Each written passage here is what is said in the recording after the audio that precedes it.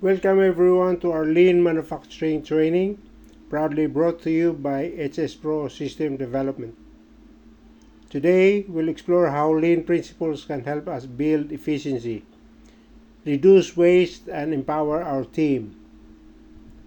Let's dive in. What is Lean? Lean manufacturing is a philosophy of continuous improvement. It's all about maximizing value for the customer while minimizing waste. When done right, Lean leads to lower costs, faster delivery, higher quality, and a more engaged workforce. The 5 Lean principles. Lean is built on 5 core principles. First, we define what the customer truly values. Second, we map the value stream to identify waste. Third, we create flow, ensuring smooth, uninterrupted production. Fourth, we establish pool, producing only what's needed when it's needed. And finally, we pursue perfection through continuous improvement. The 7 wastes. Lean targets 7 types of waste. These include overproduction, waiting, transport, overprocessing, excess inventory, unnecessary motion, and defects. During our waste walk activity, we'll identify real examples of these waste in our workplace. Lean tools and techniques. Lean offers practical tools to tackle waste. 5S, or sort it out, set it in, shine, standardize, and sustain, help us organize our workspace. Kaizen drives small daily improvements. Kanban visualizes workflow. Standard work ensures consistency. SMED, or single minute exchange of die, reduces setup times.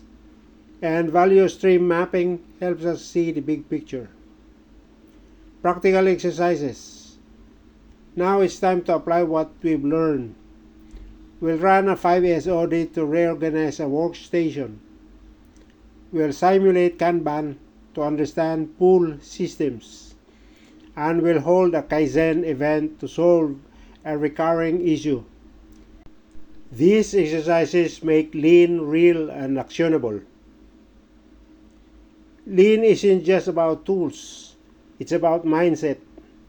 We build a Lean culture by involving employees in problem solving, using visual management, and celebrating small wins. Everyone plays a role in continuous improvement. Implementation roadmap. To implement Lean, we start small, choose a pilot area. We train and coach our team. We track key metrics like lead time and defect rates. And we sustain progress through audits, feedback, and recognition. Risks and challenges. Lean has challenges. Some may resist change, others may focus only on short-term gains, and without leadership support, Lean won't stick. The solution? Involve your team. Embed Lean into daily routines and lead by example.